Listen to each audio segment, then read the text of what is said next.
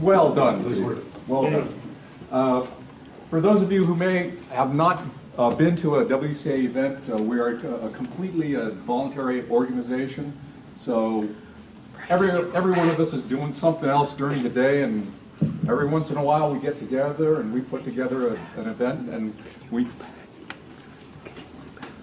thank you for I'm being corralled by the media. All right. That was a nice move. Thank you, Paul. And Let's go to that.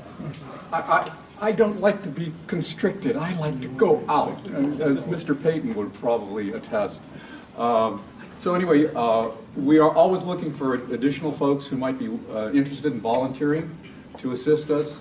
If you are so inclined, please come and talk to any of the board members. And board members, would you please identify yourself?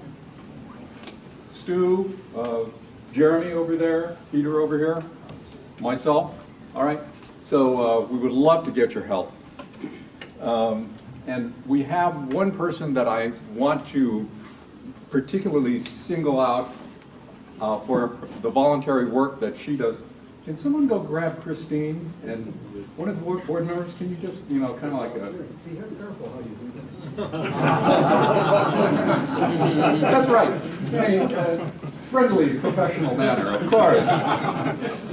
But this person has been on our board the second longest. Here she is. Yeah! Come over here. I like to refer to Christine as the adult supervision of WCA. If it weren't for Christine, I think we would just kind of collapse. Okay? She was here to help out with some of the food, so in a roundabout way, she's touched you and touched your lives. Thank you, Christine, for being so much help. All right. She was the second longest on the board, and we keep her on because, quite frankly, she knows where the bodies are buried. All right. Upcoming events. November 15th, that's going to be a Thursday evening. We are having our What's Hot, What's Not event. That's an annual event that we have. It's going to be a panel of VCs, and also this year we're bringing on some folks from the M&A world. It suddenly dawned on me one day that I'm going, oh my goodness. Fundamentally, M&A does what VC does, it's just a different point in the timeline. And so if you think in terms of VCs as purchasing promising, M&As are going to purchase promises. So to get that breadth of opinion on what's going on in the wireless world, that's what we're going to have that evening. It's going to be at Fenwick and West in Mountain View. So put that on your calendar. You can also look at our website. And then in January, we are going to be having an event on Spectrum. Take a look at the website, and you can get the specifics there. I'd like to thank Etherdyne. Where is Mr. Baker? Jeff. Oh, Jeff? Yeah. Get up here. And Mr. Baker, both of you, come on up here. Both of you, come on up here. Thank you very much for helping us. Give it up for Jeff and Jeff Dan. Few words as to what Etherdyne does. So we do magic. So we are a startup company that we are transforming how electricity is going to deliver in the future. So let me put it at that way first. Okay, so yeah, and then really, I'm really glad there's an opportunity for this space to be utilized. So I just want to give a small description of the space you're occupying. So in the next 5 years, this block you're seeing, starting from the Bestie Ross, Grand American Parkway, and Bunker Hill, and then this part in front of Marvel. So all this is going to be transforming into a campus that does innovation. So in the future, there are 7 buildings here. It's going to be all part of an innovation center that for startups or for people who are very passionate about doing something new and innovative in the high-tech space. And this is one of the buildings. will be part of this whole initiative for the next 5 years. So, and we are very fortunate to have this place as well. So, so enjoy it. So, thank you. Okay, all right, so let's get rocking and rolling. I get the pleasure of working with all the wonderful people in WCA, and there's one person here tonight who has been really the key driver of this event. And I'm not going to steal his thunder because he needs to get a little bit of, quite a bit of recognition. So, Peter, you are going to introduce our moderator and our staff panelists. This is up to you. Peter Walther.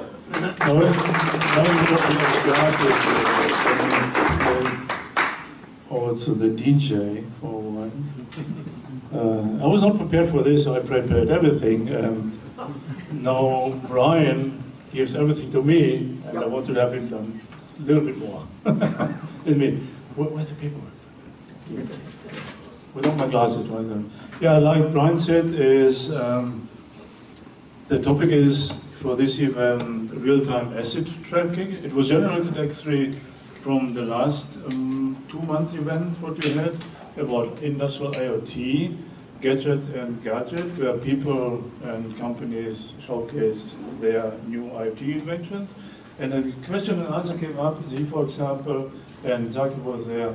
Hey, what is about real-time asset tracking, which is the best and greatest feature about IoT? And so it started off with a big question and answer discussion, and then Jeremy said, okay, let's make a topic out of it, makes an event out of it. And then suddenly, okay, everybody says, yeah, let's do it. So instead of doing something wirelessly, we do something about an application, about IoT. Okay, having said this, so the show starts already, Let me introduce to you the moderator of this panel. This is Richard Fuller. Richard is also a long friend and volunteer of the board of director of WCA since, I think, 10 years, longer than 10 me. years? Yeah, I'm here since 8 years, roughly 10 years over there. Let me try to read a few words here. So Richard has spent the last quarter of the century figuring out where things are, and yet still occasionally lose his key. From stacks of cash, communication satellites, jars of oxycontin, I don't even know what it is, and even a fleet of Maseratis. He was enabled real-time asset location for the wide variety of applications. In 2002, he founded a company called GeoTrax, which pioneered the use of hybrid location technology in the recovery of stolen currency. Stolen currency, yeah. Richard began his career in location technology in the early 1990s. You're that old? When he was the chief system architect and programmer of Space System Loral for the GPS Tensor, a position, time, and altitude space receiver design, which was the most frequently launched space-based GPS receiver at its time. Dr. Fuller earned engineering master and PhD degrees from Stanford University, seems to be a smart guy, yeah, and an engineering bachelor degree at Boston University. He has presented numerous talks and papers and holds several patents and location-based services and this application. Richard, applause to him, and the show floor is yours. Thank you. When I started, I'm all mic'd. So when I started thinking about real-time location systems in this panel, I kind of go back to my own experiences. And when I say, oh, I'm in real-time location systems, real-time asset tracking, people are polite, but they kind of get this blank look on their face, like, that's a thing. And my kids would look at me and just have absolutely no clue. They had me explain and tell them all about what that meant, and I still couldn't get it quite across to them. So a few years ago, my company decided to do an animated video to advertise what we're doing, and the idea was to show the progress of the development of a product from raw materials through the factory, distribution, and retail sales, and then tracking it throughout using location technology. I was like, this is going to be a cartoon. It's going to be perfect for my kids, especially my 6-year-old daughter, who I wanted to really have her understand what I was working on and the types of things I was doing on a daily basis. So I was excited. I was waiting for this video to come out, and it was going to be perfectly appropriate because it was going to show the manufacturing of rubber ducks. And so the day came. We had the final draft of this video ready to go. And I bring out my laptop. I set it up in front of her. And I say, you know, this is going to explain to you what I do. Isn't this exciting? She goes, oh yeah, I can't wait for this, Dad. I want to know what you do. So I'm like, okay, great, start the video. And they go through the process. The raw material, tracked raw material shows up at the factory, and they start putting that into the manufacturing process, and they get the rubber ducks, and there's a problem on the line, and they can immediately detect where the problem is, and the plant manager goes down and fixes it, and they go through that process, and out the back door it goes to the distribution center, and it's tracked through there, and the plant manager and all the people are finding all the interesting things that they can do with how to distribute this, and then at the end it's going to the retail shops, and they're showing how it's being sold, and the timing of those sales, and how you can get analytics from those sales at retail based on location. So I was like, look at all those cool things that the location was doing throughout this entire process. And we got to the end of the video. I was so excited. It's just like, so you finally get what I do? You see what I'm doing? And she looks up at me and she goes, so you make rubber ducks? And I go, no. What we do is we do the location technology for the people who make the rubber ducks, so that they can optimize their process and get an ROI from what our systems are. And so I go, and then she goes, so let me get this straight. How many rubber ducks do you make every day? And I go, well, it's not really about the rubber ducks. It's about the location systems that we're designing and building that help the rubber duck manufacturers figure these things out. And she goes, so all of the rubber ducks in the video were blue. Do you make any other colors, like purple? This purple is her favorite color. And so I'm like, oh, geez. You know, this is just kind of like a fictitious example to show you what we're doing. She goes, fictitious? Does that mean you're lying? I go, no, it's not lying. It's not lying, it's marketing. Ooh, I hit a chord there. So I go, don't you understand where we're doing the location systems? They go, well, can I go to the factory and see you make your rubber ducks? And I'm like, oh. I'm trying to be patient. I'm trying to understand. She's 6 years old. She's just trying to grasp this thing, and I'm trying to get across to her. And I'm doing the best I can. And I go, no, it's really about something completely different than the actual rubber duck process that we're doing. And she says, oh, well, it's something different. Okay. All right, I think I kind of get it. She starts thinking, and she spends a couple of seconds thinking, and then she kind of looks up at me, and then I'm like, oh, maybe she's got it. I think this is it. This is where she understands what I'm doing. And then she goes, so do you like making rubber ducks? And I go, yes. Yes, I do.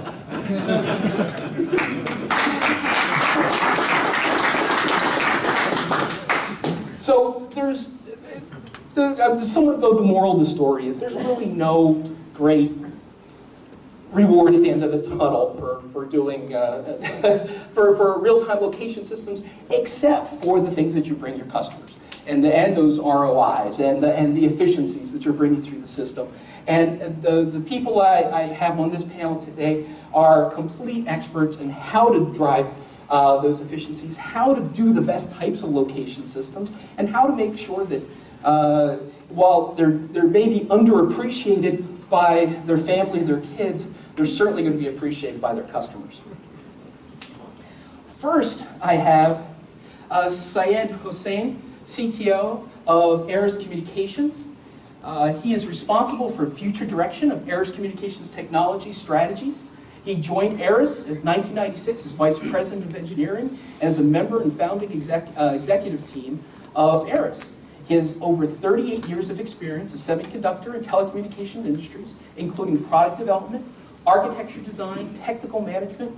Prior to ARIS, he held senior positions at Analog Devices, Cypress Semiconductor, CAD National, and ESS Technology. He has presented numerous papers and participated in panel sessions on machine-to-machine, Internet of Things, and technologies for M2M and IoT. Mr. Hossain is chairman of the International Forum on ANSI 41 Standards, Standards Technology, IFAS, and chairman of IoT M2M Council, IMC. Everybody welcome. Thank you. Ed Hossain. If you wanted to, now's a good time to kind of just give a quick talk about, a few minutes on your company. Do you want to do the introductions first, or you? No, let's Fine, let me do that. Individually. Yeah, maybe I can. I was muted, hold on. Yeah, sure. Okay, go. On? No, that's okay. I can talk loudly. It's on. It's on. Okay, it's on. Hey, how about that? My company has been in the business of M2M and IoT since before those terms existed. We developed a very early technology in the analog cellular days for being able to transport data. Small amounts of data for tracking and location applications. And not surprisingly, our very first customer or two was in the space of tracking a thing out on the roads, basically a trailer behind a truck. The truck was tracked by satellite and the equipment in the trailer was tracked by cellular systems. We've grown steadily since then. We have over 300 employees, offices around the world providing these kinds of services everywhere, 180 different countries, 550 different carriers, all cellular, all long range, and the vast majority of them in some way, shape, or form can be called asset tracking. Now, I just want to leave you with one thought, with one question for you all to think about before we get back to the other introductions. What does asset mean to you? The word asset mean to you? It's different for everybody, and then I'll talk about that. All right, next. Can I ask that question? What was the first year you tracked a trailer? First year we tracked a trailer was in 1998. It's been about 20 years. That's 20 years. Yep. And they still need to be tracked. And this Okay, so that hasn't gone away, it just added more things since then. Next on the panel is Zeki Renee from Kratos Technology. Kratos Technology is a monitoring as a service company, providing a chain of trust around customers' assets by wireless sensors and an AI-powered blockchain secure platform. Zeki developed dozens of wireless IoT products based on various sensing technologies in its company after serving the semiconductor industry in companies such as Maxim Integrated and Texas Instruments. Thousands of sensing products which he has touched in the semiconductor days include several generations of iPhones, Samsung TV panels, and other electronics. Zeki received his MS degree from Texas A&M University and a BS degree from Istanbul Technical University, concentrating on neural networks, fuzzy systems, and machine learning and applied data converters. Well, thank you. So just a few words about Kratos? Yeah, so you're going to be hearing a lot about asset tracking, asset monitoring. We always say monitoring in Kratos because we do track, but we monitor as well. So most of the talks I start with the difference of tracking versus monitoring because they're interchangeably used, but you're going to see, I know at least 4 of the panelists here, we're doing something similar, okay?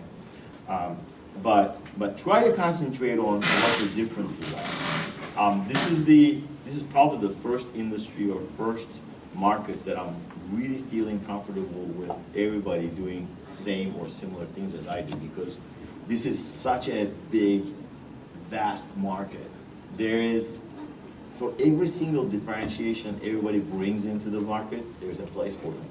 Because we have been lagging in bringing technology into logistics and supply chain in markets like this, and now IoT and the semiconductors that are available to us is just fueling the growth, and it's exciting times. So, thank you.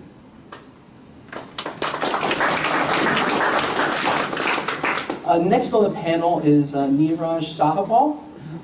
He joined the company of Energous in November 2014 and serves as the company's Senior Vice President of Product Marketing. He's responsible for all corporate strategy, product definition, product manager, applications engineering, customer engineering, and all outbound engagements with customers and strategic partners. Is there anything left? Mr. Sahabal represents Energous on the board of Airfuel Alliance and chairs the Uncoupled Working Community on UWC of Airfuel Alliance, which has formed the merging of PMA and A4WP. Mr. Sahabal joined Energous in November 2014 from Broadcom, where he was Director of Product Marketing from 2009 to 2014. While at Broadcom, Mr. Sahabal developed seed and scale the wireless entertainment connectivity business from 2005 to 2009. He held a senior marketing position at PMC Sierra. Prior to that, he co-founded a wireless startup and held senior positions at ASICS Design while working for Incra Networks, NVIDIA, and Oak Technology, now Zoran. He received his Bachelor's of Engineering degree in Engineering and Electronics and Communication from National Institute of Technology, Allahabad, India, and both MSCE and MBA Entrepreneurs and Finance from Santa Clara University. He has also completed the executive program in strategic marketing at the Stanford Graduate Business School. Thank you. I can just talk about it. It's a slide Okay. will be too much, right? All right. Okay, so I'm representing the other side of the asset tracking. When we talk about real time and we talk about the limitation of asset tracking, one thing is always very important, the battery. When you talk about sensors which are really providing you real-time information, they're limited what the battery can do for you. My company is trying to solve that problem.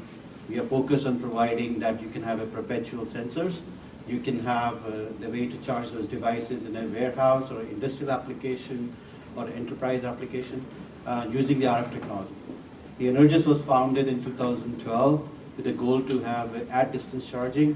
Energous is the only company which has the approval from the FCC for a 3-fit wireless charging solution providing about 200 milliwatt. And now we are working with carriers in Asia trying to provide the power through the Pico base station to the sensor network. So I'll be answering the other side of the problem. What do you do when you cannot really do the real time because you're limited by the battery? Thank you.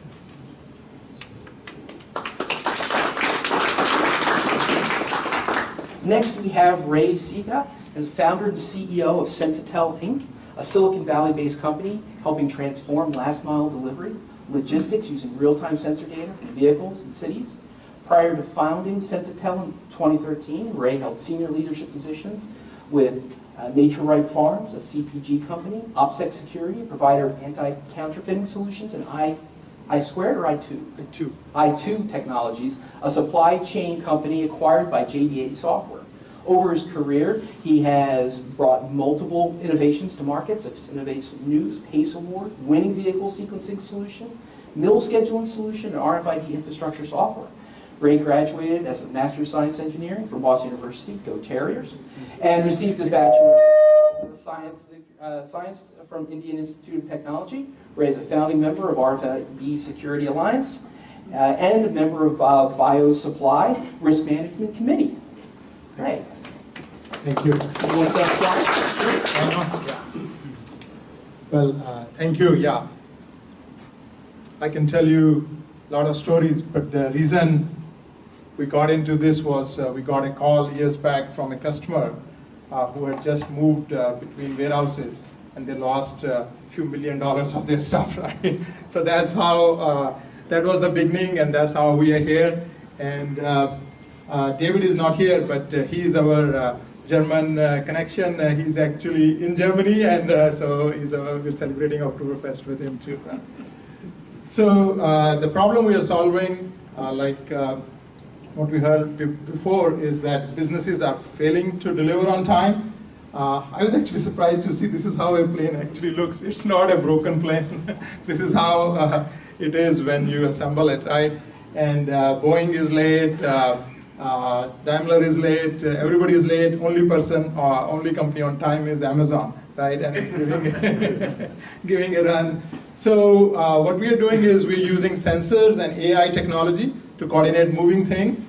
And our product is called TrackAware, and it's a telematics data intelligence. Essentially what it does is it provides the control that you need to keep up your promises. And underneath it is a platform called Sense, which collects all sorts of data, Wi-Fi data from Aruba's network, video from Cisco. So we have the platform to collect all sorts of data in operations, and you will see why you need that. So our real driver is data is just noise. I have had to throw out data. I'm sure a lot of you also did it, but data with analytics is what is value. So we have tracked millions of deliveries, hundreds of thousands of parts. We touched $20 billion of products in motion, right? And simply put, it's essentially sensors and robots connecting to an application that coordinates the operation and the AI and analytics to make sure product shows up on time, right? So this is just a scenario from our one of our customers. If you think of large manufacturer, auto industry, every minute you are late, it costs $20,000. Why? Because you're keeping 2,000 other people waiting for the part, right? So in this case, there are many connecting parts. There are factories. There's products showing out from Asia coming here, right? And what our product does is essentially collects data from all these different parts of the chain, and including things like tracking dollies, trucks, people, places, and then you can do automated purchasing. You can eventually reduce delays and do just-in-time manufacturing using WCA's wireless technologies, right? And what our plan is to introduce blockchain going forward. Where can you use TrackAware? Indoors, coordinating robots, outdoors, on-time delivery, inside manufacturing, as well as for cities and outdoors for monitoring fleets. So I'll skip essentially why customers and the world is taking notice of this right now is because you can apply AI technology to essentially keep up your promises. So that's us. Thank you.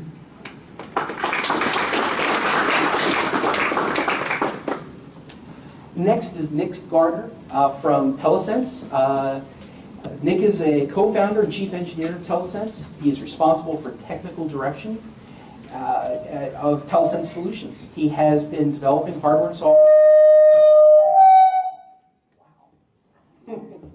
He has been developing hardware and software solutions since 2006. He has a passion for large-scale computer networking. He maintains 2 CCIE certifications, as well as CISSP, CEH, and 2 AWS certifications. He worked at Cisco Systems for 10 years while at Cisco. He was a breakout speaker at Cisco Live with the topic of data center operational best practices. He is the technical editor for 2 Cisco press books, IP Multicast Volumes 1 and 2, and is a Pearson video author with 2 titles, Certified Ethical Hacker and AWS Development Fundamentals. He has spent 4 years on active duty in the United States Marine Corps. All right.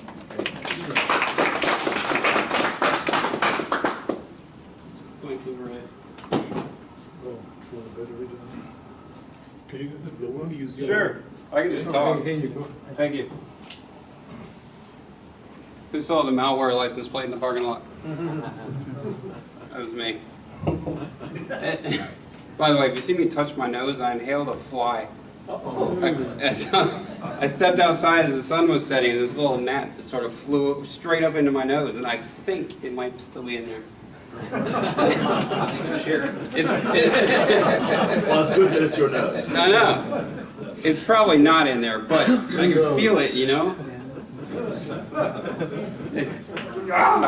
So, I don't think I need the mic, but so I kind of wear a couple different hats. I co-founded this company with a gentleman named Naeem Zafar. Anyone in here know Naeem? A few of you do. Yeah. He's kind of popular in the startup game.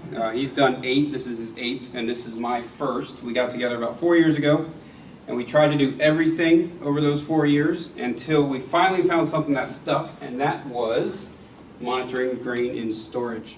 As I mentioned, I do wear many hats. My actual career was in networking, and then I started doing hardware and software development about 10 years ago, 12 years ago. Also, I have another company, it's a ham radio thing. Any hams in here? It's gotta be. Yeah. Is Witkowski here? No, he couldn't make it. Couldn't make it, huh? He has another meeting with the competition, with all competition. So, like I said, about 9 months ago, we did a pivot, and we switched from cold chain food monitoring, that's food distribution as well as in-flight meaning on trucks, to grain and storage. And we made this thing called a bunker ball, and it uses all your standard IoT transmission methods and protocols. And we also, that's the bunker ball right there. It's a little ball. You can basically toss it into the silo. It uses Zigbee and meshes and all that crap. And we also made this retrofit thing. So what we found was a lot of these grain storage places, they use these cables. They have like 6 or 8 thermocouples. They're like 40 feet long, and they dangle them straight down. And what they would do is they would drive. Oh, I don't have that slide in here. They would drive. Imagine Australia. You got a big bunker full of grain. Hundreds of tons of grain. These bunkers are like 3 football fields in size. And they would drive hours, and they would take this little box and plug it into the cable, and they would read it. It had an 8-segment LED read, temperature readout on it. And they would write it down, and they would drive back. And then a week later, they'd do it again. And during that week, hotspots can develop. And with those hotspots, you can lose grain. So we basically made this retrofit thing, put it in the cloud, and every 15 minutes they can see what's going on. And if you see the chart going up like this, then you save about $3 million worth of canola in short order. So we did this pilot, and then everything just blew up. So we said, let's just do grain. And 2 weeks ago, we closed Series A. Congrats. Yeah. And it's been interesting. It took us 4 years to get here, but here we are. This is the new ball. Now that we got money, we can do a professional design of it. And other marketing lies. So that's me. I'm kind of all over the place.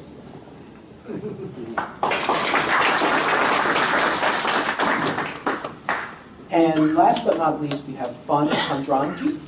He is responsible for strategy and product at Key, an IoT platform and software and solutions company with headquarters in Tokyo. Fani serves as SVP and Chief Product Officer and works out of the Bay Area office. Previously, he was Director of Product Management at Software AG, where he was responsible for web method business process management products.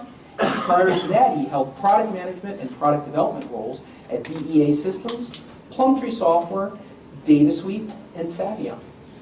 Fani holds an MBA from the University of California at Berkeley, a Master's in Computer Science from Oregon State University, and Bachelor's in Computer Science and Engineering from Osmania University. All right, thank you. I was told that I have like 3 to 5 minutes to talk, so naturally I created 35 slides. I won't bore you, just have a few slides just to kind of explain my point of view on the topic at hand. So what we do at Key is we do an IoT platform, right? Because everyone has to do one, right? And we also do solutions. So I'll explain what we mean by IoT platform so that you understand like where I'm coming from. But like one of the panelists mentioned, we don't quite think asset tracking. We think remote asset monitoring, of which tracking is one of the that's the way I think about it. But anyway, lately, having been in the IoT area, looking at various use cases for a while, we figured out that most of IoT use cases today are remote asset monitoring of some sort. As one of the panelists has asked, asset could mean different things to different people, But the kinds of things that you need from a remote asset monitoring solution, whether the asset is a transformer, a battery, a diesel generator, a tank, a silo, whatever, there are certain kinds of features that you need. And that's basically how we are targeting our platform and solutions towards remote asset monitoring. So we've been founded actually out of an MBO from Nokia in 2007. So we've been around for a while. So we are headquartered in Tokyo, but I'm based here in Silicon Valley, and I run product and strategy from here. So in terms of how we are going to market, so there are two approaches. Like one is, like we have a horizontal IoT platform, which is focused on solution enablement. So all the three layers of a typical IoT solution, your devices, the cloud-based middleware, the apps and APIs. Enabling that is what we focus on with the horizontal part. And then we've also created what we call solution accelerators for various vertical areas, which we found attractive, to do business in. And there is a method to the madness on like what areas that we focus on, and they all have one thing in common, which is remote asset monitoring. So I'll leave this. So there are, we are working on various types of asset monitoring use cases. So distribution transformer monitoring, this is in India, battery monitoring in India, vending machine monitoring in US, core logistics, this kind of like in different geographies, tank monitoring in Central California, environmental monitoring, this one is in India, HVAC monitoring and machine monitoring, these are in Japan. So we are working on various types of asset monitoring use cases. And the way we are doing that is, first of all, we run on top of AWS. The platform is built on AWS, and then we've created, because everything that we are working on is an asset monitoring case, we've created what we call an asset monitoring framework that provides all the common features that you need in an asset monitoring solution. You need like your alerts, notification, mobile apps, portal, business tools, analytics, things like that. So the framework provides that. And then we've abstracted out the definition of what an asset is. So you can configure what the asset is, what sensors you're talking to. We are hardware agnostic. Depending on the use case, we work with different hardware vendors. And we plug that data model in, we plug the integration with hardware, and that's how you get these different types of solutions. So that's our approach. So this is the three-layer platform that I talked about. And then this is kind of the asset monitoring framework. I won't go into all the details. That's our key.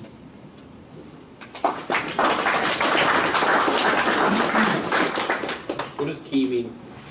So there is a peninsula in Japan. It's called Kii Peninsula. But the real reason why we were named Kii is our founders were looking for like something nice, something simple, something people can easily remember. And they were looking on GoDaddy for like, website, domain names. And then they found Kii for like, I think like $25,000 or something, and they immediately bought it. So, Kii.com? Kii.com.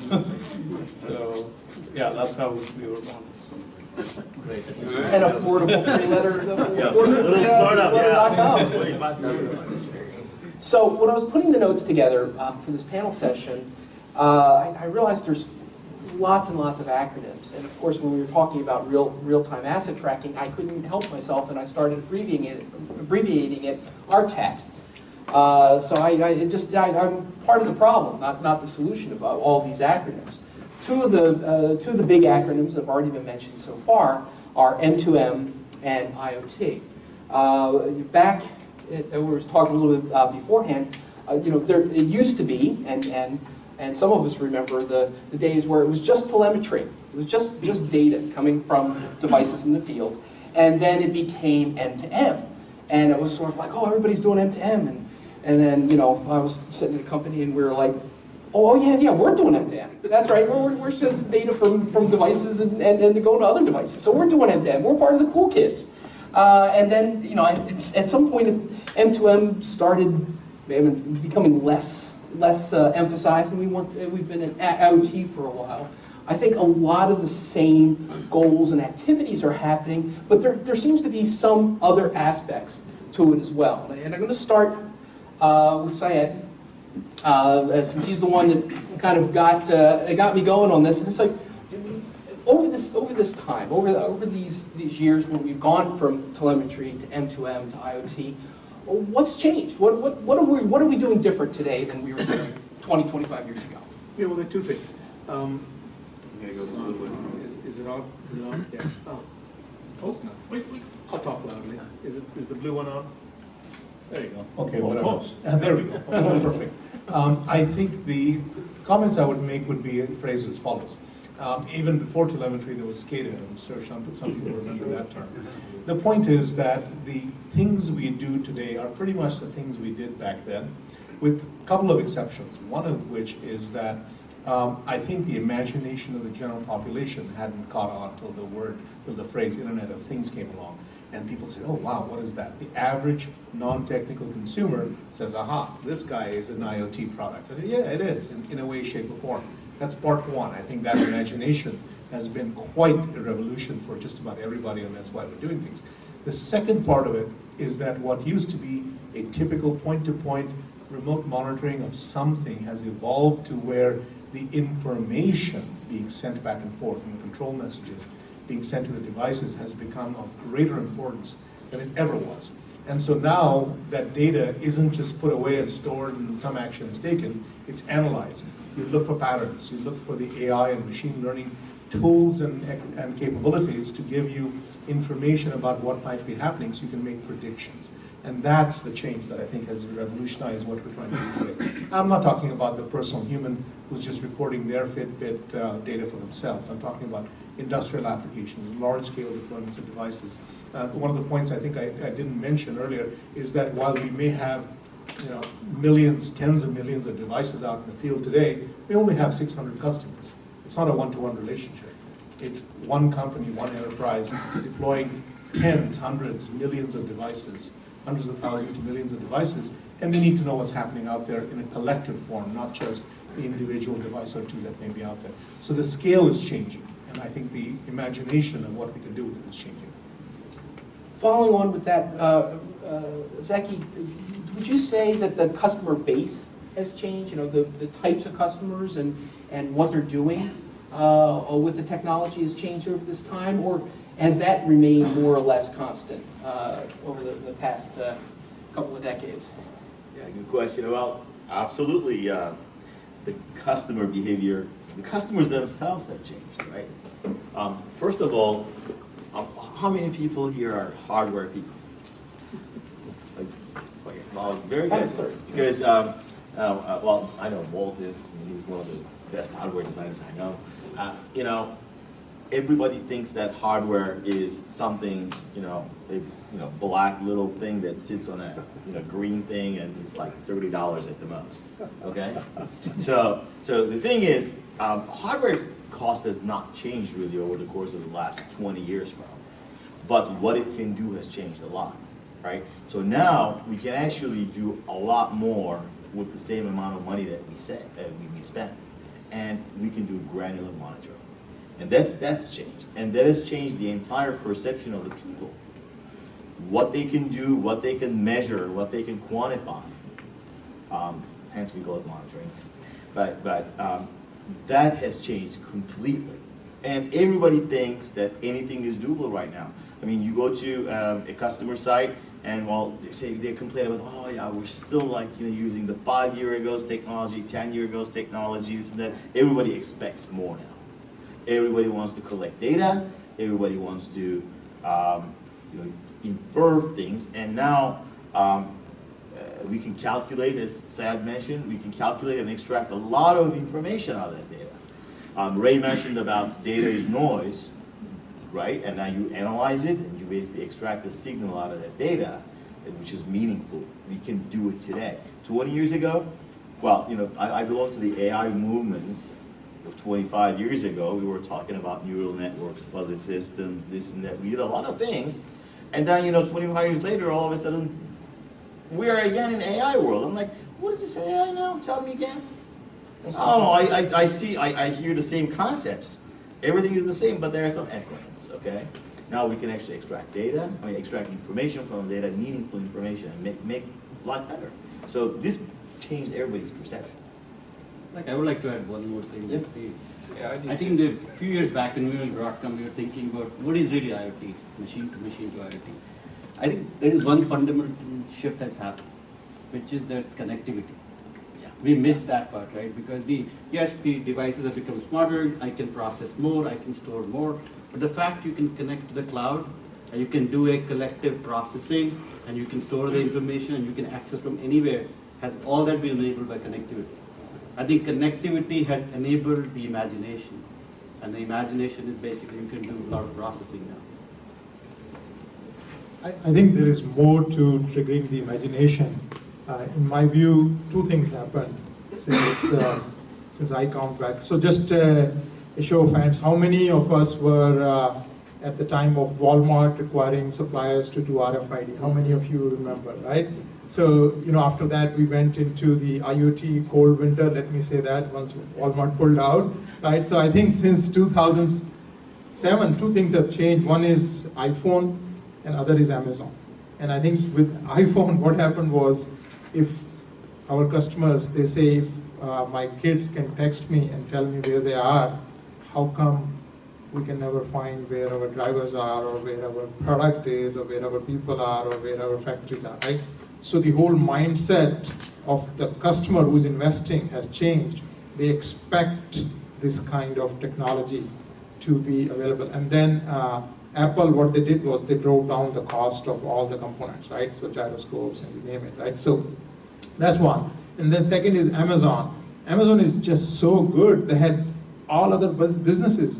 They can't escape their future, their fate if they don't move fast. So that's the second thing I think is now waking all these companies up, that they have to invest in technology, which is driving this movement.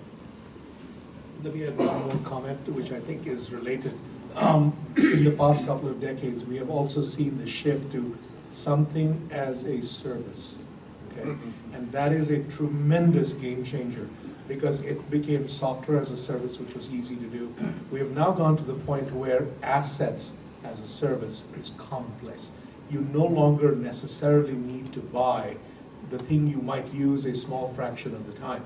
Vehicles is a classic example of that. Yes, I still own a vehicle. My son may not. He is going to rely on the fact that that very expensive asset that depreciates in my garage, and I use it less than 5 or 10% of the time, is going to change to the point where I will only need to use it if and when I'm talking about my son, if and when he moves and needs it, he gets an Uber, and we've become an Uber family. We use it all the time. And that trend towards using asset as a service is very important. But the problem is, for the companies that provide that capability, they need to know what that asset is. That's where some of these technologies and techniques come into play. That has been a tremendous game changer in the past 20 years, I would say. I forget which point I wanted to piggyback off of Zeki's comment. It had something to do with the green boards and the black things, and it's still the same, still does the same stuff. But one thing that's dramatically changed over the last 10 years or so is this maker movement. You know, you can prototype an IoT product in 10 minutes these days. And what this gentleman over here said about connectivity, all of these things have something built in, whether it's BLE or Wi-Fi. And these things are $20. So you can't curse up here, can I? You can dump a product on the market pretty quick, you know. Following up on that exact thing, and the follow-up question I was going to have for you is, you being the new kid on the block, for lack of a better, How old do you think I am? The new kid, Series A. You're the Series A on the panel. All right.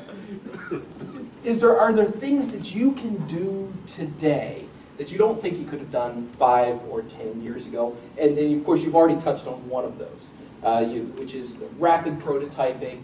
Just send out a product, test it out, see if it sticks, and and you didn't have to spend $300,000 to get your initial POC done. You could do that with a $1,000 printer and a few $1,000s worth of parts.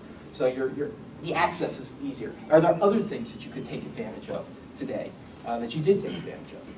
I was in high school 10 years ago. I'm just kidding. I don't know what to do with that. Yeah, I'm not. I'm 39, guys. Almost 40. Losing a bit of my hair. I would say, so the TCP/IP was defined in 1981, and we're still using it today, right? So what could I do today that I couldn't do 10 years ago? It all comes down to speed, in my opinion, as well as cost. How quickly can we make these things that we want to deploy? Telesense started with these prototypes, and it started with a sushi warehouse in Hayward area. And they said, we want to see the temperature over time. We need reports for our auditors. And we whipped it up and put in a proof of concept. They started paying for it and said, okay, let's turn this into a real product. So it's all about speed for me and cost. These touching on this rapid thing, have you guys seen these companies that do quick turn, completely hands-off fabrication of circuit boards? It's ridiculous. They'll get you fabbed, assembled boards in 3 days that they never touched. It's nuts. And they're cheap. Sorry. And that, nothing to be sorry about. That's part of the things that are changing today. That makes it allows you not unlike, and this is leading in a little bit to the next topic, not unlike cloud computing 5-10 years ago, changed the way you would start a tracking application. Before it was sort of like, okay, well, I need my back-end database server, I then need to build my web server, and then I'd have some load balancers and then some more web servers, and you'd be thinking about how you stacked up all of your hardware in your data center, and cloud computing came along, and it's sort of like, well, I just have to spin up some instances in EC2, and I'm good to go. Cloud computing changed a lot of the way people get into this, and we had to spend at our first company $25,000 on a database server, right? Today we could do something equivalent and spend $16 a day on a similar type of machine, or same class of machine today. That's a subcategory of as a service. Yeah. Server as a service, server farm as a service. Exactly. That's exactly the point I wanted to make about that. And finally, I wanted to touch on you with regards to that cloud. Cloud and IoT seem to be almost lockstep. They seem to be things that are seen together.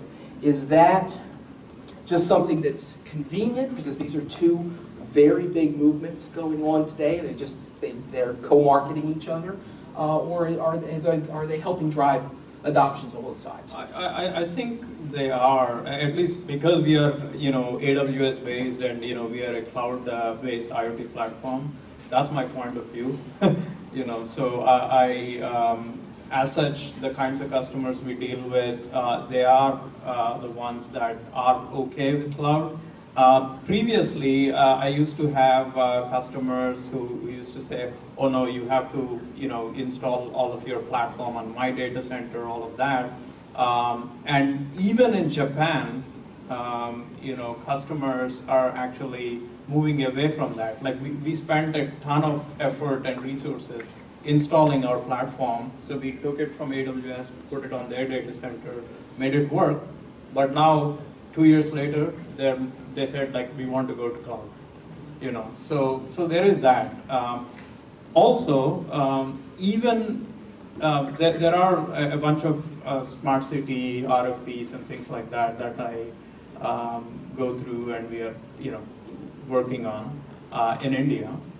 They used to be very clear, like it has to run on this data center, that kind of stuff. Now I'm seeing RFPs which are saying cloud is okay. So there's definitely that, and then the whole as a service, cloud enables that very easily. And in fact, if you set aside cloud for a minute, the whole as a service model, now people are asking about, asset leasing, hardware as a service, things like that. And in fact, some of the IoT deals, the catalyst in making the deal possible is not so much technology. The catalyst is who is the one who is going to turn CapEx to OpEx. Because especially if you're dealing with high volume type of use cases, high volume times, a big number for each instance of that hardware, that's a big, huge number. And then, then the customer starts backing away, saying, "Oh, the capex cost is too much. Maybe I should identify only a few sites." And then we lose interest because the opportunity becomes too small, and then the IoT initiative is dead. So there are really serious opportunities and discussions that we are in now, which are trying to solve that problem. That catalyzes, and then after that, the deal will flow. So anyway, I think customer mindsets are changing in a huge way, as one of the panelists was saying before. So much so that they expect anything to be connected and pumping data very quickly. So I was working with this customer. So typically the way I propose, implementation is phase one, you start remote monitoring of some asset. Then phase two, is, more assets, and then phase three would be, machine learning, and then because if you don't have much data, you can't really do much. So phase one, phase two, phase three, that's how I propose. And some customers are like, "Oh, I want phase three." I'm like, you have to start getting data first, and you have to have enough data for us to kind of train the system and all that machine learning stuff to work. So, people are expecting, because, hardware is there, because, platforms and frameworks like ours make creation of solutions very easy. They are thinking, "Oh, I can do anything, tomorrow." So I agree with what has been said, and particularly the role of cloud, right? Just to give you an example, 10 years back, $18 million for an app. One customer I know spent, and all they got was a CD, a disk to put in, and now, with the $18, you can start the app, right? So cloud changed everything. But what we are seeing more recently is, particularly with the high-value customers, you look at defense, healthcare, even people running factories. So they want a lot more data on the edge. And it doesn't mean that cloud won't grow or cloud won't stop, but they do want data on the edge or data processed on the edge. Particularly in industrial manufacturing side, it's, because of hacking, they are yet not comfortable that people can actually secure access to factories. You look at Department of Defense projects with high value assets, companies like Boeing and airlines, so they don't want any connectivity coming into certain environments. So particularly healthcare as well. So we see need for edge. Also, if you work with cameras, all the processing has to be done on the edge, so you don't send the images over to the cloud, right? And so in some sensors and some use cases, we see both cloud and edge growing at the same rate. Okay, sort of add one comment. I think I'm just going to say the role of a consumer or the customer. I think we're still stuck at implementing and providing the data. I think the ROI has to go from the what's the value, how does it help me make a decision? Unless we provide that framework, I think the presentation I'm seeing today from our panelists is we're too much focused on something which is given. I think if we want to really go into an early stage company today, we shouldn't be focused on creating the infrastructure that exists. How do you help me make a better decision? And the asset is not just one dimension. asset is actually multi-dimensional, that what is the value of a decision for an asset in 1 hour, 1 minute, or 24 hours. Unless we can connect to that decision process, there is no value in IoT. Let me add to that a couple of things, one of which is that the term asset usually implies some kind of value. I think that's the important point. Every asset has a value. It may be small, it may be large. And here's the thing that I like to point out. I'm a technology geek, but I like to point this out. If your cost of monitoring and your cost of making sure that that asset is okay is higher than the value of the asset, stop. What the heck are you doing? You've got to realize that we have become a little bit of a disposable world. I mean, a little bit. And so if the value of that asset doesn't justify it being monitored, don't do it. Do it where it matters. Now, it could be something tiny, and I'll emphasize this from use cases. We have pillboxes. I think somebody else mentioned that. We have a customer that does pillboxes. There's a social good aspect to it, so the value is intangible. And then we monitor people. People are assets, and so we worry about that. We monitor cars, we monitor cargo, we monitor planes. If you've flown a Delta recently, you're being monitored by us, the quality of the plane, not you personally, but the aspect of what might be happening to that plane is being monitored. That real-time efficiency, that gain, the value of that asset is incredibly important. By the way, the reason for monitoring the plane has to do with just the efficiency of mean time to repair. How often have you seen a plane being delayed because of some mechanical problem? It's becoming rarer and rarer, and that's because people are monitoring. They're watching out. They know when a part is likely to fail, and they will either change it out preemptively or basically rely on the fact that they can say, hey, yeah, go ahead and take off, you'll make it to the next destination, and we'll have a part waiting there for you with the mechanic, so instead of a half an hour repair, it might take 5 minutes. That's the kind of stuff that is just revolutionizing the things you can do today. Yeah, so 2 things to add for me, or I'm going to bring up 2 questions really. One of them is addressing Niraj's comment. I think you have mentioned about what is the value of an asset, right? Let's just first define the asset versus inventory. I guess those are the 2 things, right? You guys are monitoring inventory. You're basically looking at the grains, right? Mm-hmm. So that's more like inventory, and then assets are like, for example, Key is monitoring assets. They're all fixed assets. I have not seen any other case, right? So the 2 cases, the business calculations I've seen so far, they're a little bit different. But last time I was chatting with Ray, I think we exchanged some notes, and we have seen that if the monitoring expense for the customer is more than 1% of the value being monitored, they start choking at it. Not even the equivalent. Yes. I mean, you are so optimistic, right? I mean, I wish it was equivalent. So we see like a 1%, maybe 1.2%. After that, the customer starting to choke, right? Because you know, we're dealing with like grain, we're dealing with commodities and low margin businesses at times, and it's not easy. Yeah, it's a question of scale. I mean, I would just emphasize the question of scale. Even in the grain example, if it was 1 grain, you wouldn't monitor, but when it's a 3 football fields, it makes a lot of sense. And then again, the cost of monitoring is dramatically lower. I would say that the 1% is a little light, at least from the companies that we deal with, because once they've made that decision to monitor an asset, of the value of an asset, usually they find other reasons to continue because they've learned more information. That's one thing. The second thing is that sometimes it's regulatory. You have to monitor something. I'm reminded of this about 20 plus years ago.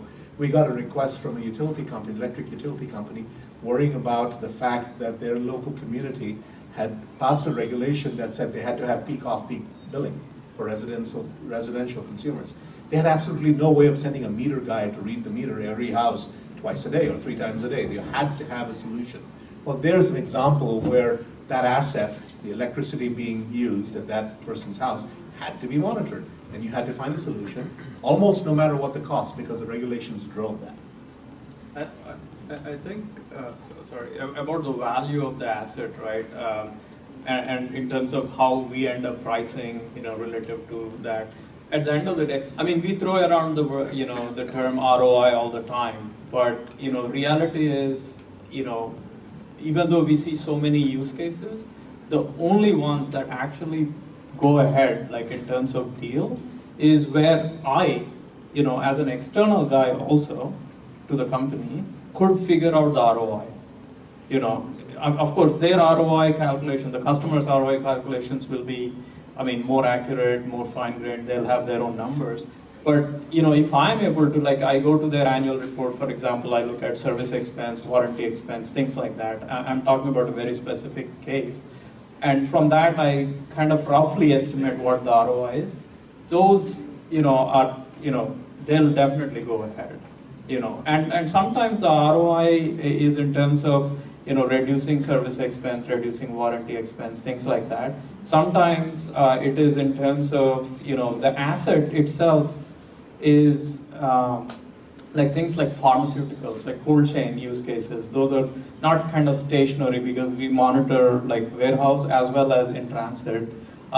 So, you know, there are tons of pharmaceuticals, generic pharmaceuticals that get shipped from Hyderabad, India, to everywhere, Africa, you know, US and Europe and so on. You know, each shipment, like, they throw in a data logger in it, and then like they receive it in Dallas, and they take out the data logger, plug it into the computer, and then they look at, oh, there have been like so many excursions, and then they reject the shipment. So they've chartered a flight, you know, the company, and they shipped all that, and then they reject at the end. Like they can only do that at the end, right? So if you look at you know what is the value of the asset? The asset in this case is like pharmaceutical, you know, pharmaceuticals, right? And if it is say vaccines or something, if the excursions are too many or for too long, the vaccine might not even work. So I think my point is that where, you know, you are able to clearly see value, it becomes like a no-brainer. Where from external point of view, the ROI is not so much clear, but you still want to market and try to see if there's an opportunity. Those don't go anywhere, from my experience. Sure, I'll add to this discussion that this point of view of ROI has been very static in our industry, and is actually in the context of a business, right? So if you look at use cases like oil well monitoring or oil reservoir monitoring, it was all about cost. As soon as some companies like Numerics and all that brought the cost down to like $10 a month for all oil tank, then the market took off. It would become $100 billion market. But the problem with that approach was it was really about static parameters, like we are monitoring a vending machine, but if you link it to the business, like if you monitor the stock in the vending machine and then you say, okay, it's out of stock half the time, now you can charge a lot more. So in fact, I think the next generation of businesses with this technology are not going to be IoT businesses or monitoring businesses, but as mentioned, it's like as a service, right? So I will take care of your assets, so you don't have to worry, and I will take care of the service you're providing, and we'll charge a lot higher for that, right? How I do it is with IoT and asset tracking.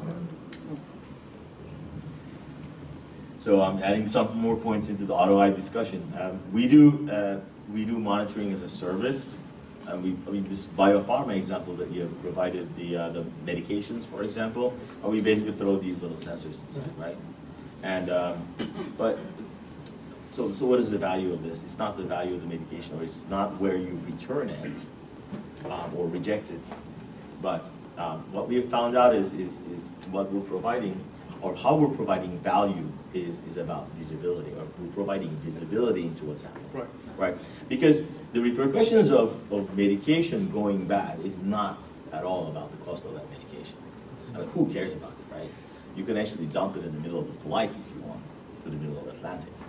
But if you receive that medication and you have not monitored it, and you are giving that medication to cancer patients in the hopes that they're going to get better, and they're not getting better, now look at the loss that you're incurring, right?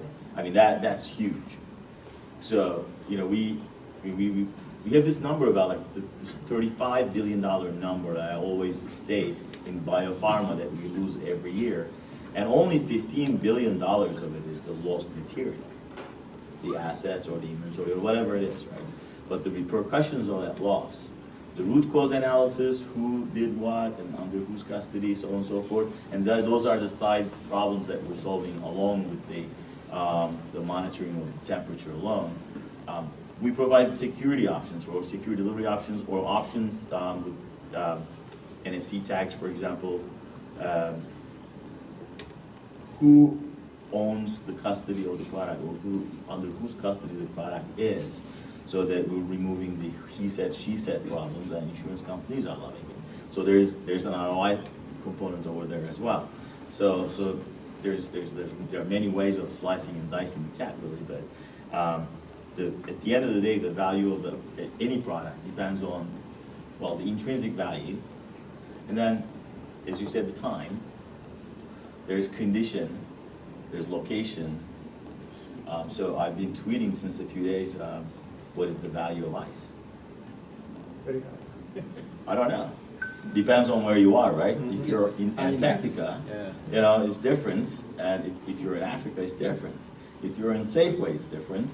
Or if you're just thirsty and want to have a drink, it's different, right? But it depends on time, it depends on location, it depends on the temperature of the ice too, by the way. How much water can you cool down with, right?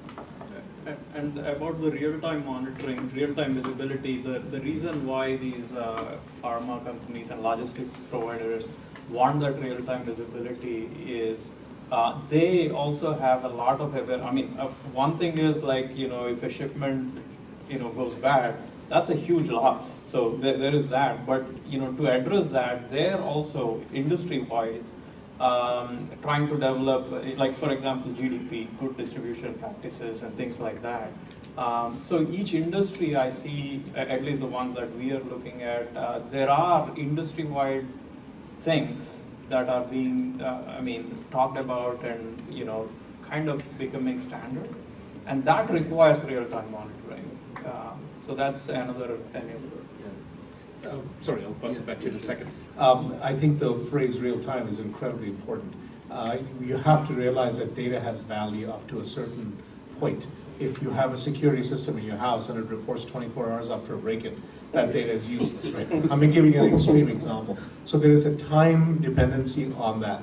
And so the real time can mean different things, obviously, depending to the application. But in medication, it might be one thing. How long did it take before the temperature excursion improperly destroyed a vaccine, for example? Or it might be very critical. When you have a crash, seconds matter in a car, and we deal with this all the time. One of the things we won a business because the car company was able to see that instead of taking 45 seconds to respond to a car crash, we did it in 2. That was a dramatic difference for them because that being able to get a responder there to the vehicle could save lives. That had meaningful value to the company, even though there was no real way to calculate the value of that, no dollars and cents that you could place on it.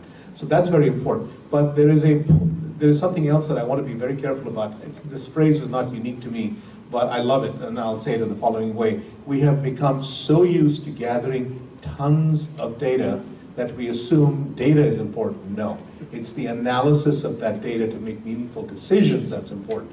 Because if all you're doing is gathering data, it's going to collect and gather dust.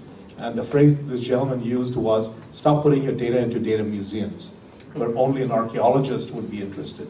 You want to use that data. So get it in the time frame that you need it, get it processed out of the edge if you need it, but only bring in and only analyze and only take care of that data when you need it. Don't wait. I think I'll just talk about data, right? The data should not be looking for a problem. Problem should be solved by data. I think most of the time we collect the data and then say, okay, what can I do with this data? That's not how we should proceed. The second question is go back to the Delta example. What we're really talking about asset is actually not the asset moving forward. The asset is the customer relationship. For example, Delta, if all the time Delta is waiting for half an hour to fix something, you never know how many customers will go to United. I'm not saying United is better, but what the future value of a customer relationship is the asset moving forward. The abstraction has gone up, and I think we need to catch up to that abstraction. One quick thing. Sometimes what is the asset that you're tracking is a little bit fuzzy, but doesn't matter, you know, as long as there is value. So I'll give you an example. So we are working, I won't name the airport, but you know, there is imports, there are exports, there are customs agents and things like that, there's security. You know, so there are obviously assets, you know, that are like maybe on the import side, so somebody has to inspect them. But there are also assets which are the agents, you know. And the problem that the airport came to us with is they framed it as we want to track people. Like, you know, we have this checking at the entry, but once they go in, where are they going? Like, are they in this area where they should be, or did they access that area? I mean, they wanted to track that. So, you know, at the end of the day, they are trying to solve, you know, a problem for them, you know, which they characterized it as people tracking. But you could think like, okay, they are tracking people because of like some other assets. So it doesn't really matter, you know, what the asset definition is, as long as like we understand the business value that they're going after. Always. I did want to give you a chance to ask your question, and then I'll also have the audience get a chance to get triple questions in as well. No. No? What you just said made me think of, so I just did that for a hospital in Seattle, and the users don't even know that they're being tracked. You know, they have their phone in their pocket, and they show up as a dot on the screen. It's amazing what these companies are doing, like Mist and Cisco with their Wi-Fi tracking. But I asked Richard if I could ask you guys a question, my asking this is a bit selfish, okay? And this goes back to the cost of monitoring and the whole as a service thing. I'm curious to hear the panel's thoughts on pure OpEx for hardware offerings. So I mentioned this is a selfish request. We make hardware, and I go to my partner Naeem and I say, let's give this away, you know, and charge more each month just to cover our cost. In the end, we'll make more money. So I'm curious what your thoughts are on OpEx, pure OpEx.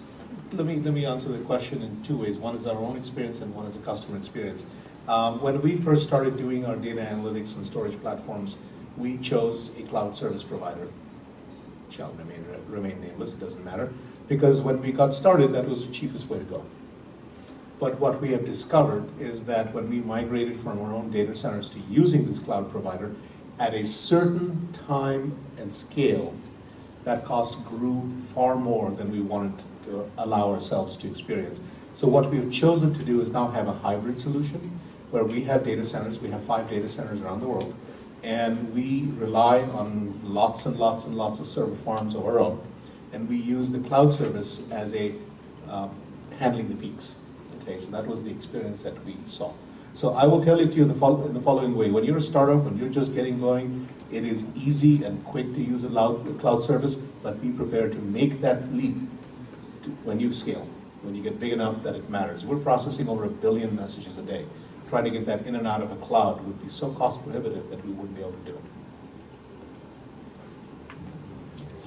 So your question was purely about hardware. Yeah, kind of. I mean, there's a service aspect to it as well, right? But you're going to charge a subscription for the service anyway. If I'm a customer and I want to monitor my grain, again, I'm going to be selfish here, and I want to monitor my grain, I'm going to pay you per Not your month headache, anyway. right? Huh? Not your headache, right? My grain. My Why grain. is still green? My grain. My grain. That's a duck joke. I'm going to pay you a monthly fee for accessing the charts, right? Why should I buy the hardware when if you disappear, I can't use the hardware? Yeah. So why not just, you know, call it a lease? And that's what we're doing, right? It is, obviously, it's, would you ask this question before the Series A? See, that's the thing, right? I mean, I have this book, I was given this book by an industry professional. It's called Technology as a Service Playbook, right? So it analyzes the companies and the how much they invested, how much they went down, right, into the red before they could actually acquire 1 million customers, and then how quickly they bounced up. And this is all the initial cost of acquiring customers in technology as a service. And yes, Boyd, your question is very valid. We are doing that already. I mean, we're just giving the hardware away on a 2-year contract, and use as many as you want. I mean, unless you have that, you're not acquiring customers in this age, because nobody wants to pay for hardware. Although your subscription is getting higher, that's all right. I mean, everybody's like, oh, okay, So yes, we're doing that already. So you guys are all on my side. I can tell Naeem. Okay, don't tell him that I said this. I think it really depends upon, is this a vanilla hardware? Yeah. And if the hardware is vanilla, nobody's going to pay for it. It's not vanilla. Yeah, if it is vanilla, you have to be able to show. For example, I'll just go to headache, right? What is the sensitivity of that measurement for headache? If there is a sensor that exists, that is not easy to develop. If this is just a sensor that's detecting temperature, I would not charge. I think my answer would be, it depends. What are you really trying to provide?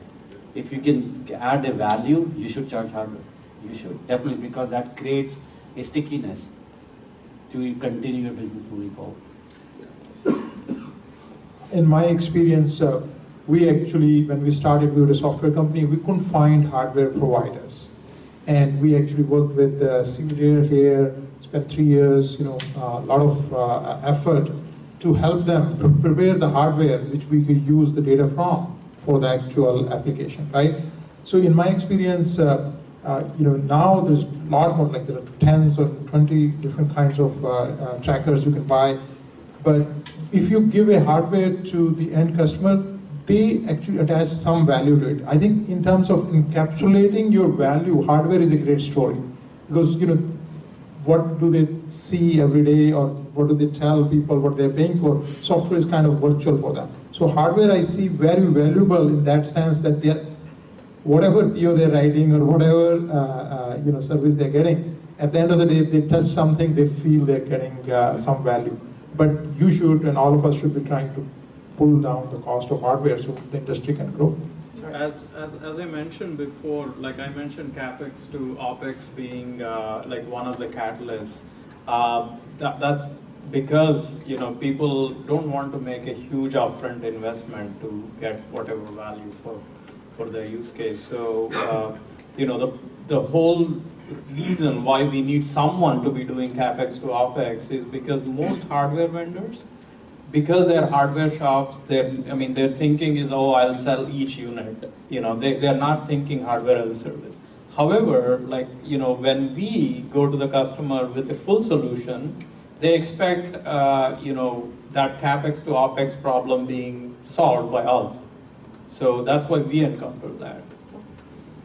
I'm sorry, I'm going to add one more comment. All right, then we go to the audience. Just my example was a little off topic, so I'll say it in the following way. If your hardware is vanilla hardware, so I totally agree with Neeraj over here, give it away. You have too much competition who can reduce the price on you faster than you can. But if it's something that has a unique intellectual property aspect to it, a unique sensor, this is very true of the healthcare industry in particular, for example, that you have something that's quite new and unique, where it would take a lot of effort for somebody else to duplicate that hardware, and that hardware has value in the eyes of the customer.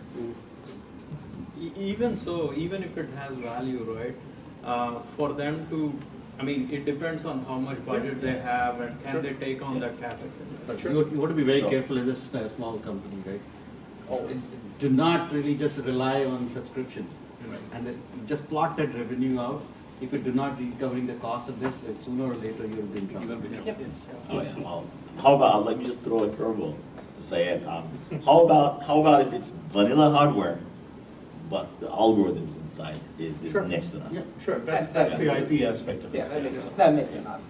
So some questions from the audience. Here, start everyone. Sudarshan here.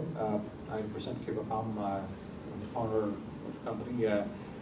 One of the things that, my company does asset tracking to put it out there, but one of the things that I'm curious to hear from the panelists from years of your experience. Yeah. I noticed that many of you have raised capital. So if IoT tracking is actually something that's driving value, is able to generate revenue in a given vertical or cross verticals, why is scalability becoming a problem? Well, can I take this real quick? Sure, sure.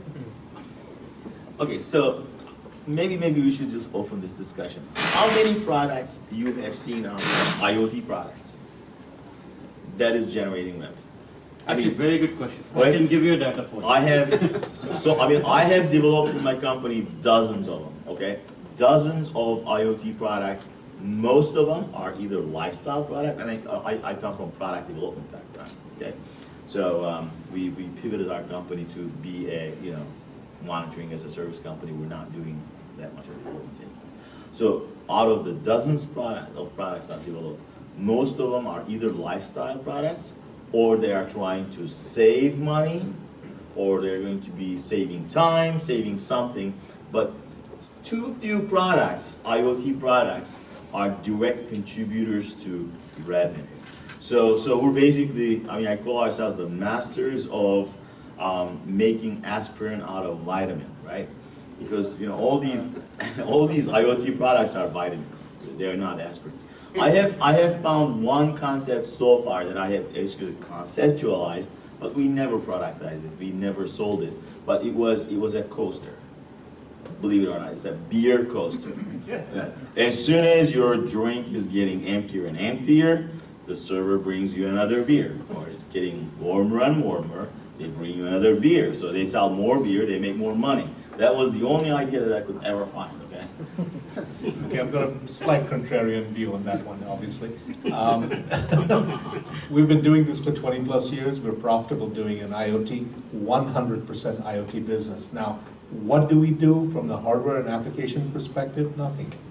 We are taking the data on behalf of our customers and delivering it to where they need to go. And then the question is, can they charge for it? And the answer is yes, many of them do.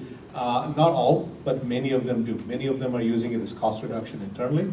But of the 600 enterprise customers that we have, at least 75% of them aren't doing it for themselves. They're doing it as a product for sale to their customers. That's the best way I can describe it. Right. Sorry to add another question, but essentially what you're trying to tell me is it's not asset tracking, but data to intelligence. Converting data to intelligence is essentially what many of these are trying to deliver. Yeah, so let me rephrase my answers to that, direct that slightly.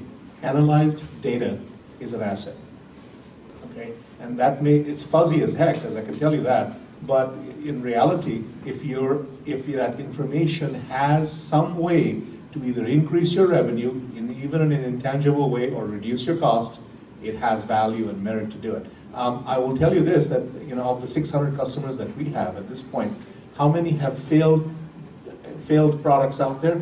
Another maybe 200. Yes, they failed in their product because they hadn't thought through what would happen if they scaled. Their manufacturing wasn't appropriate.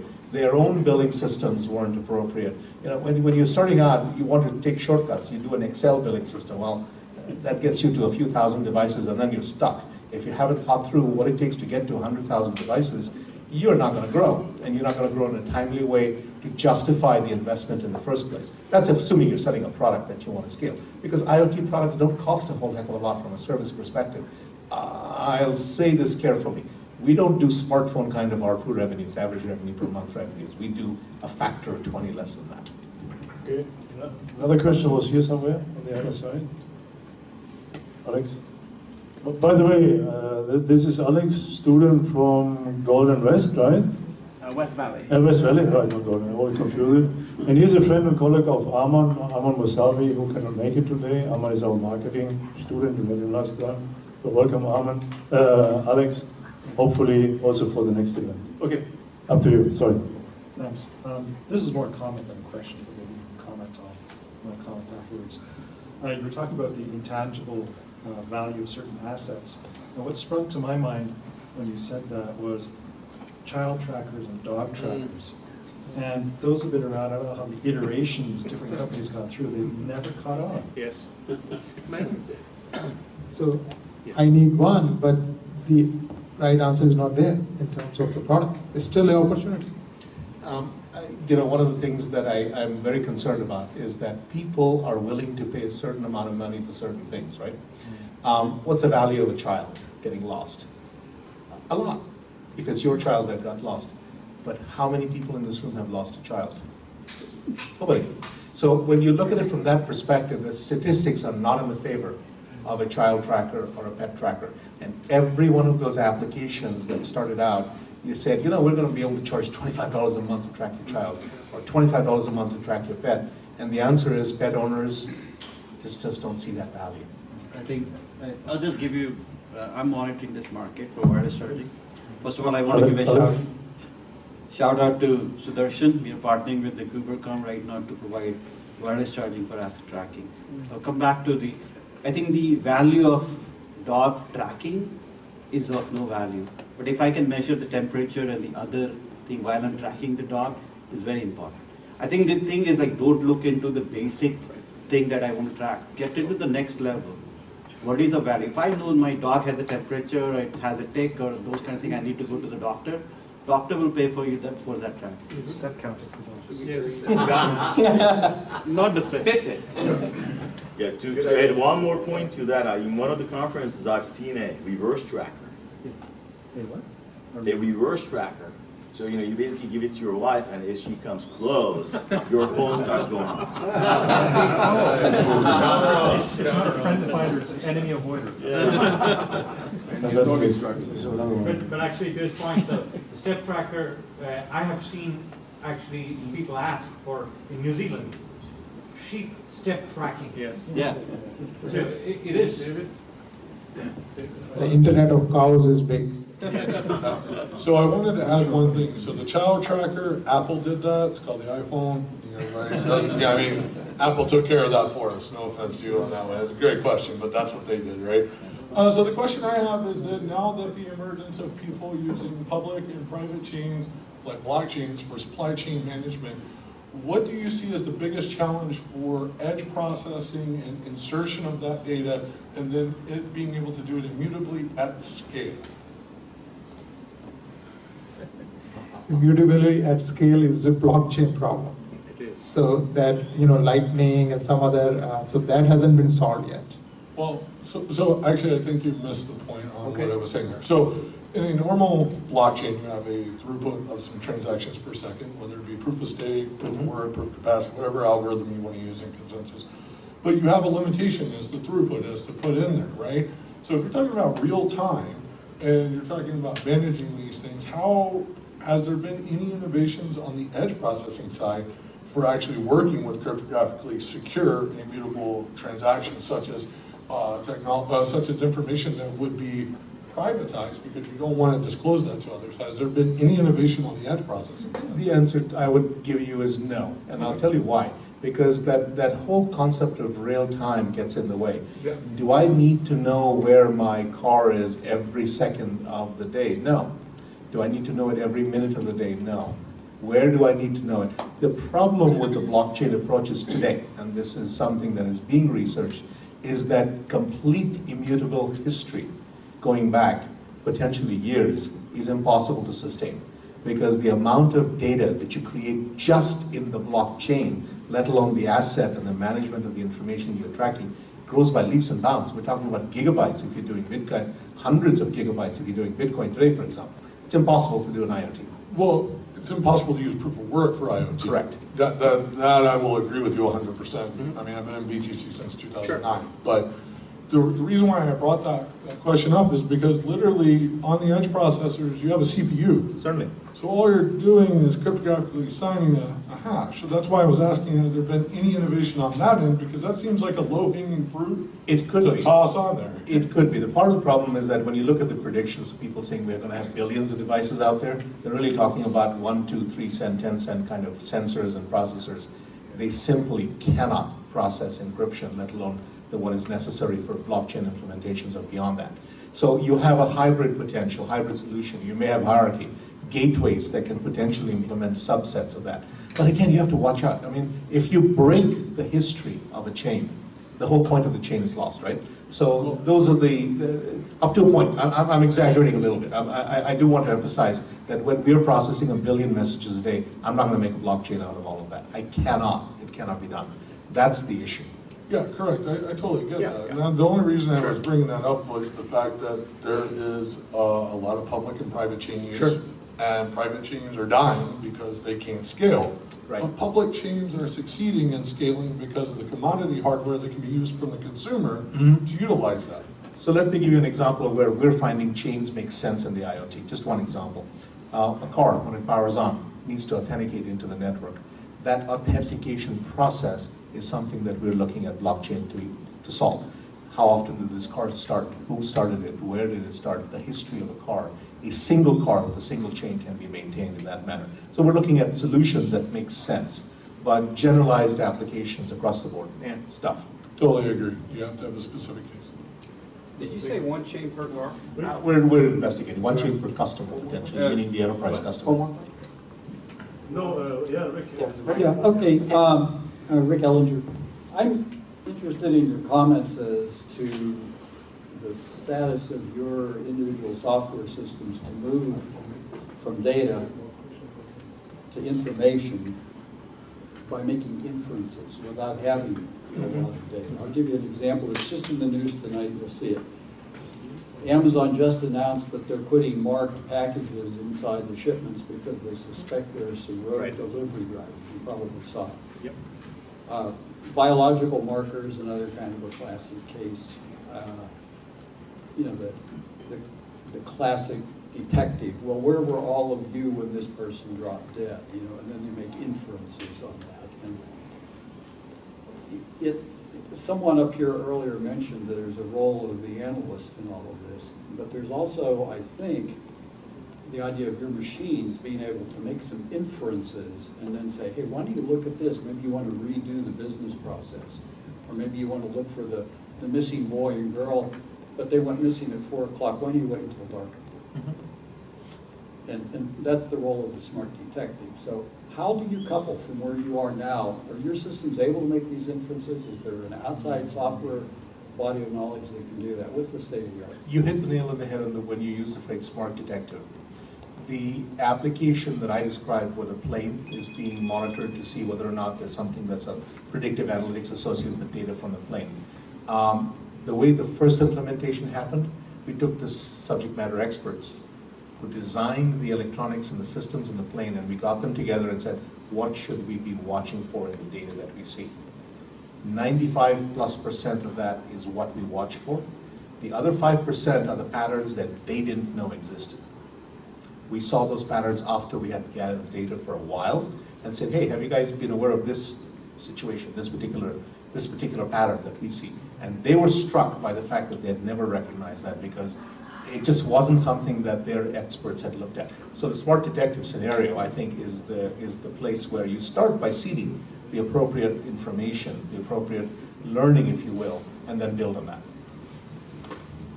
So we're actually going through this right now. As part of our sort of pitch to investors, we came up with this thing called a Grain Storage Quality Index, GSQI. And it's a single number that defines the quality of grain over time. And it degrades over time. So the longer it's stored, the worse the grain is.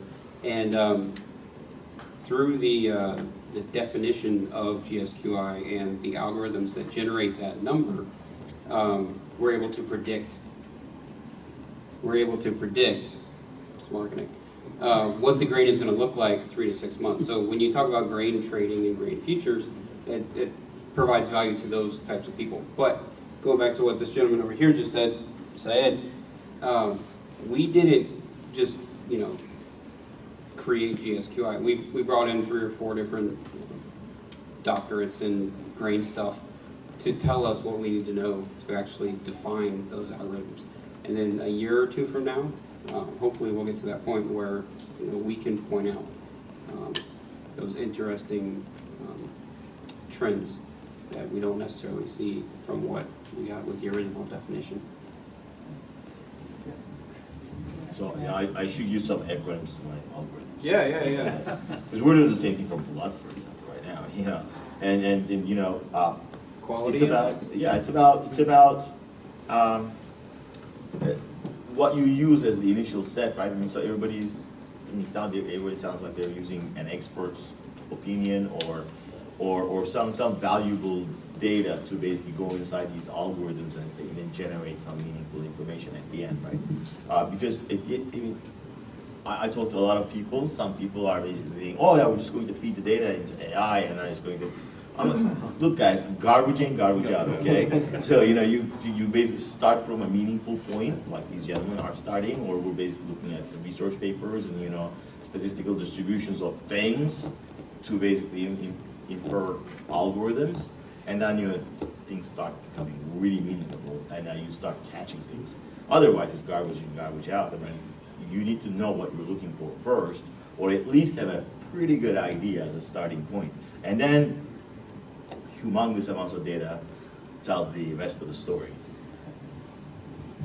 I'll add that right now there is a $2 billion lawsuit right now for the to determine who's the inventor of the ability to predict remaining shelf life for fruit.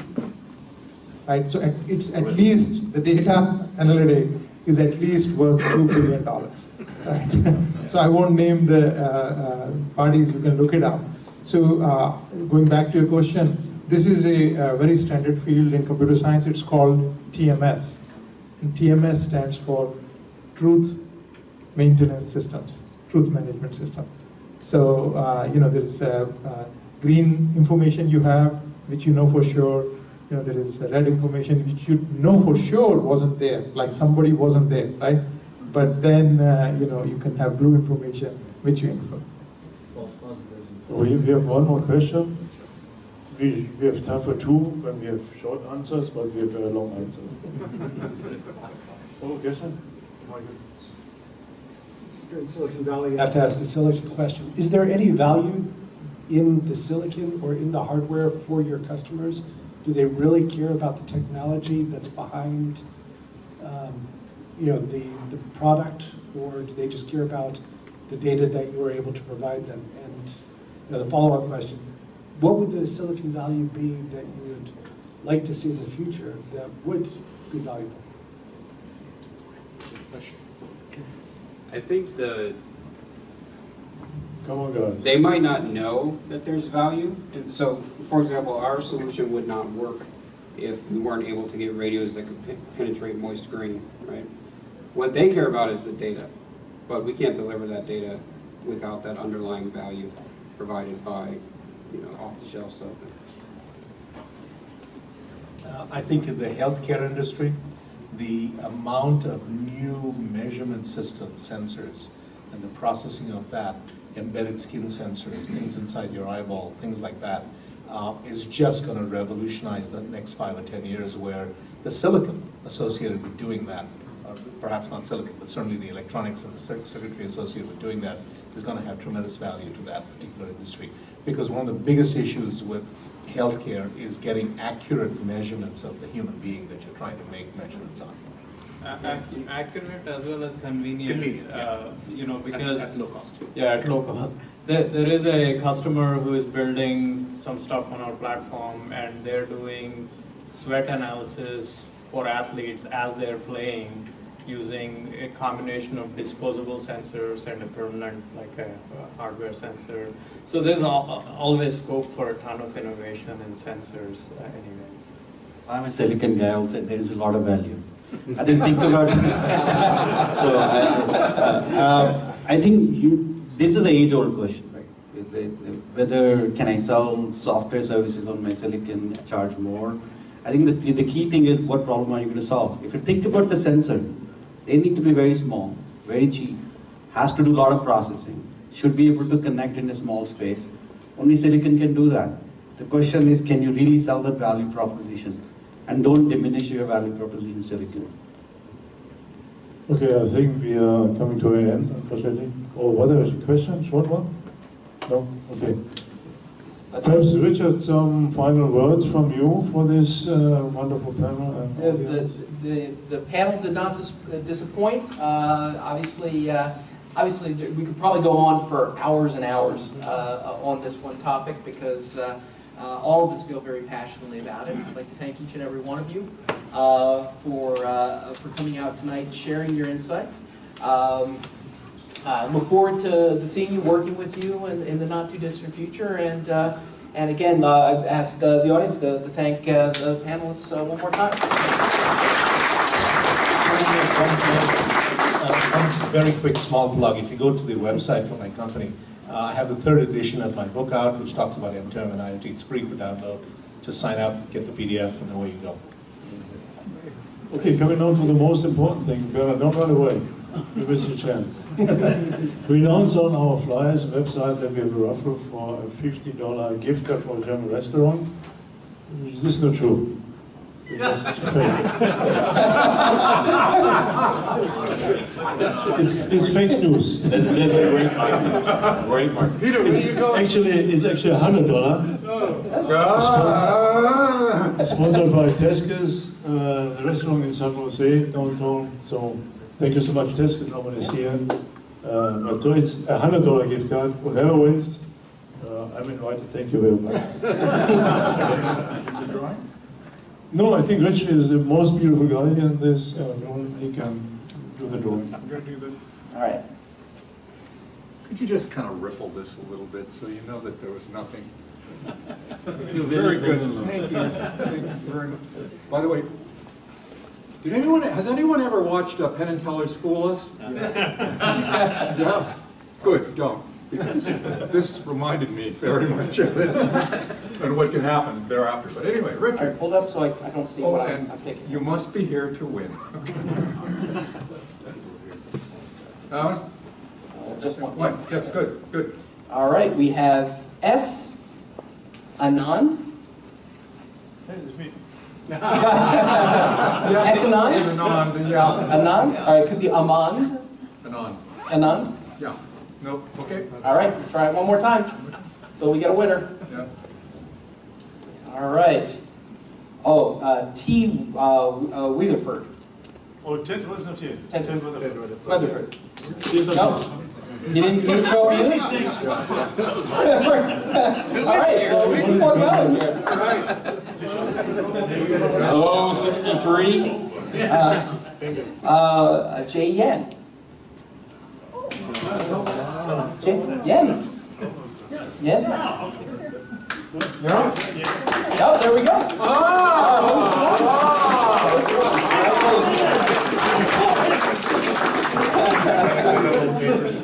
I swear. Anyway, thank you very much for coming out to the event. We invite you to the November 15th What's Hot event. Check our website for the specifics. Thank you very much. We're adjourned.